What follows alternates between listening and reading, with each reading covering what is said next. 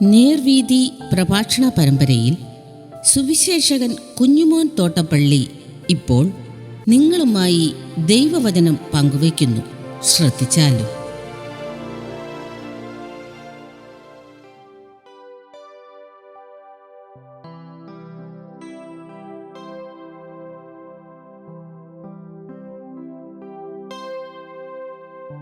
യേശു യോഹന്നാന് നൽകിയ മറുപടി. ദൈവനാമത്തിന് മഹത്വമുണ്ടാകട്ടെ. ലൂക്കോസിന് സുവിശേഷം 7-ാം അധ്യായത്തിന്റെ 18 മുതൽ 23 വരെ ഞാൻ വായിക്കുന്നത് ശ്രദ്ധിച്ചാലും. ഇതൊക്കെയും യോഹന്നാന്റെ ശിഷ്യന്മാർ അവനോട് അറിയിച്ചു എന്നാറേ, യോഹന്നാൻ തന്റെ ശിഷ്യന്മാരിൽ 2 പേരെ വിളിച്ച് കർത്താവിന്റെ അടുക്കൽ അയച്ചു. വരുവാനുള്ളവൻ നീയോ, അല്ല ഞങ്ങൾ മറ്റൊരുത്തിനെ കാത്തിരിക്കണമോ എന്ന് പറയിച്ചു. ആ പുരുഷന്മാർ അവന്റെ അടുക്കൽ വന്ന്, വരുവാനുള്ളവൻ നീയോ, അല്ല ഞങ്ങൾ മറ്റൊരുത്തിനെ കാത്തിരിക്കണമോ എന്ന് ചോദിപ്പാൻ യോഹന്നാൻ സ്നാപകൻ ഞങ്ങളെ നിന്റെ അടുക്കൽ അയച്ചിരിക്കുന്നു എന്ന് പറഞ്ഞു. ആ നാഴികയിൽ അവൻ വ്യാധികളും ദണ്ഡങ്ങളും ദുരാത്മാക്കളും പിടിച്ച പലരെയും സൗഖ്യമാക്കുകയും പല കുരുടന്മാർക്കും കാഴ്ച നൽകുകയും ചെയ്തിട്ട് അവരോട്, കുരുടർ കാണുന്നു, മുടന്തർ നടക്കുന്നു, കുഷ്ഠരോഗികൾ ശുദ്ധരായിത്തീരുന്നു, ചെകിടർ കേൾക്കുന്നു, മരിച്ചവർ ഉയർത്തെഴുന്നേൽപ്പിക്കപ്പെടുന്നു, ദരിദ്രന്മാരോട് സുവിശേഷം അറിയിക്കുന്നു എന്നിങ്ങനെ നിങ്ങൾ കാണുകയും കേൾക്കുകയും ചെയ്യുന്നത് യോഹന്നാനെ ചെന്നറിയിപ്പീൻ. എന്നാൽ എങ്കിൽ ഇടറിപ്പോകാത്തവൻ ഭാഗ്യവാൻ എന്ന് ഉത്തരം പറഞ്ഞു.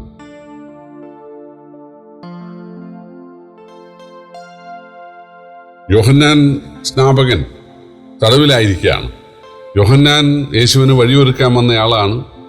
എൻ്റെ പിന്നാലെ ഒരുത്തൻ വരുന്നു, അവൻ്റെ ചെരുപ്പിൻ്റെ വാറടിക്കാൻ ഞാൻ യോഗ്യനല്ല എന്നാണ് യോഹന്നാൻ വിളിച്ചു പറഞ്ഞത്.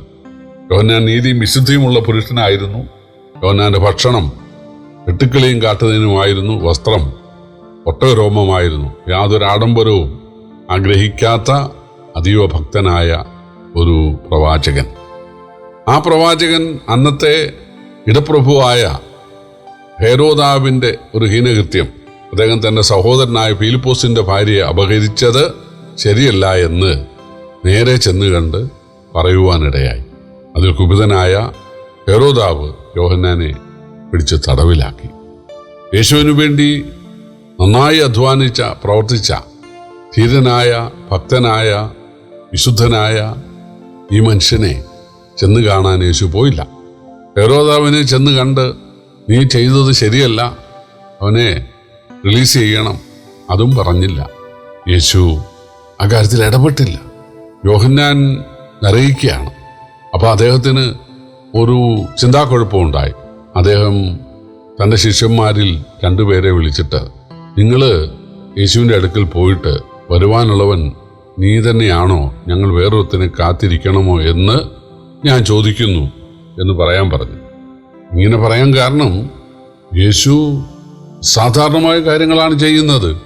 വഴിയെ കണ്ട ഒരു മരിച്ചവനെ യേശു ഉയർപ്പിച്ചിരിക്കുന്നു.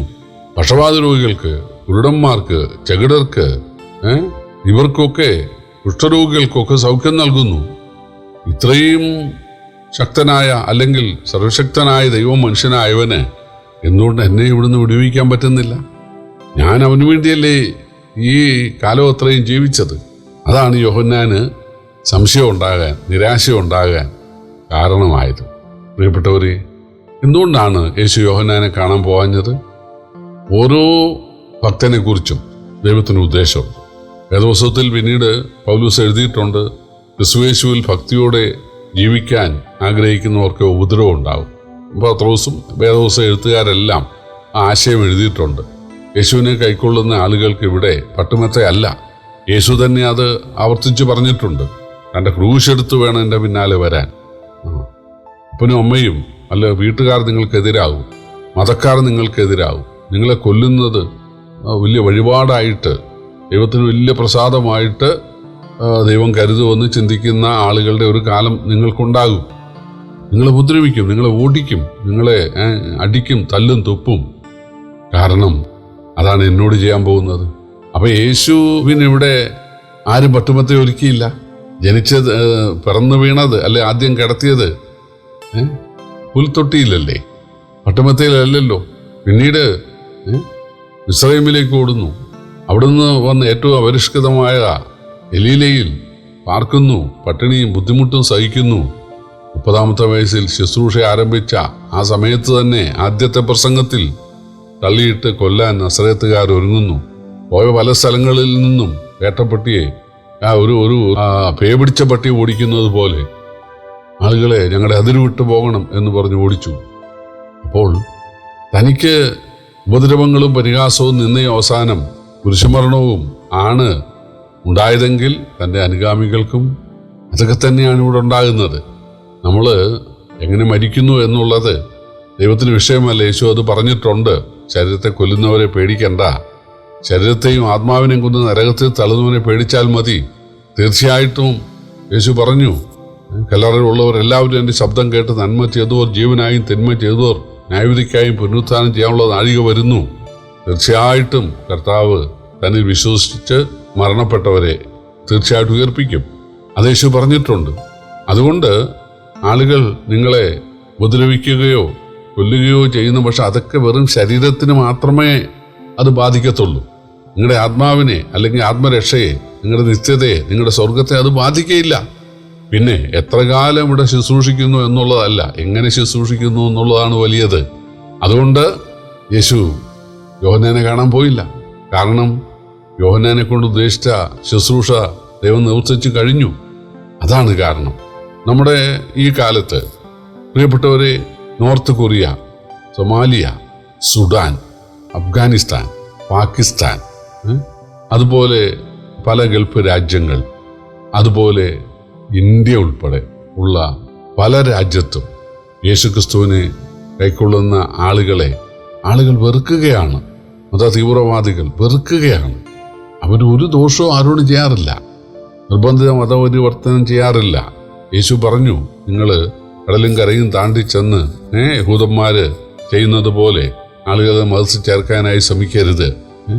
യേശു ഒരിക്കലും പറഞ്ഞിട്ടില്ല എനിക്ക് കുറെ ആളെ വേണം, നിങ്ങൾ എങ്ങനെയെങ്കിലും അവരെ എനിക്ക് സംഘടിപ്പിച്ചു തരണം എന്ന് യേശു പറഞ്ഞിട്ടില്ല. നിങ്ങളെല്ലാവരും പോയി സുവിശേഷം പറയുക, ബോധവൽക്കരണം നടത്തുക.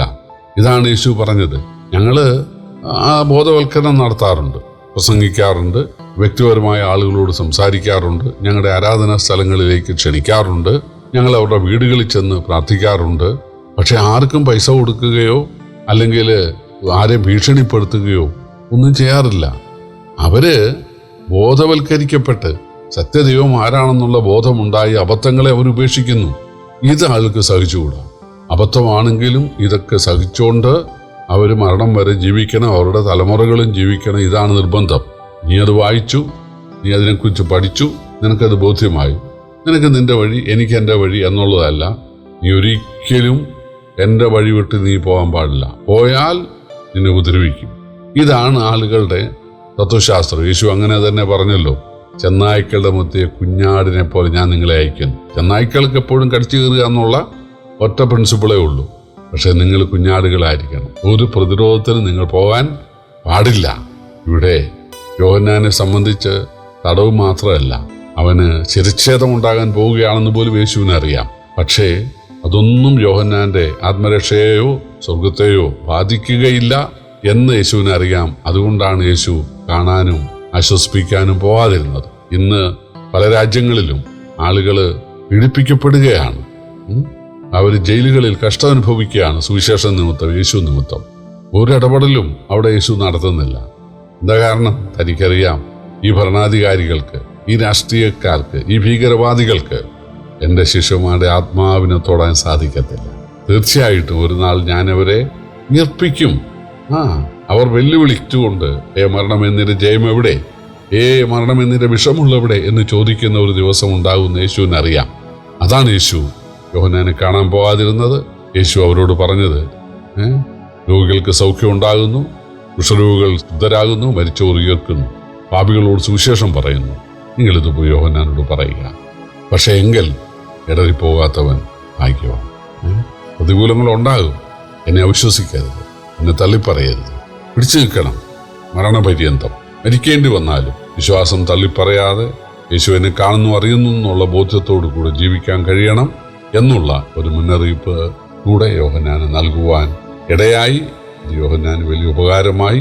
വളരെ സന്തോഷത്തോടെ യോഹന്നാൻ കഴുത്ത് നീട്ടിക്കൊടുക്കുവാൻ ഇടയായി. പ്രിയപ്പെട്ടവരെ, നമ്മുടെ ജീവിതത്തിൽ ഇവിടെ ഒരു സുഖം തരാം എന്ന് യേശു പറഞ്ഞിട്ടില്ല. പലപ്പോഴും അനേകർക്ക് ഉപദ്രവങ്ങളും കഷ്ടങ്ങളും രോഗങ്ങളുമാണുള്ളത്. പക്ഷേ ഇതൊന്നും നമ്മുടെ ആത്മരക്ഷയെ ബാധിക്കുകയില്ല. കർത്താവിനെ സ്നേഹിച്ചുകൊണ്ട് പട്ടിണിയിലും ബുദ്ധിമുട്ടിലും ഉപദ്രവങ്ങളിലും യേശുവിനെ സ്നേഹിച്ചുകൊണ്ട് ജീവിപ്പാൻ ദൈവം നമ്മെ സഹായിക്കട്ടെ. കർത്താവിന്റെ വലിയ നാമം വാഴ്ത്തപ്പെടുമാറാകട്ടെ.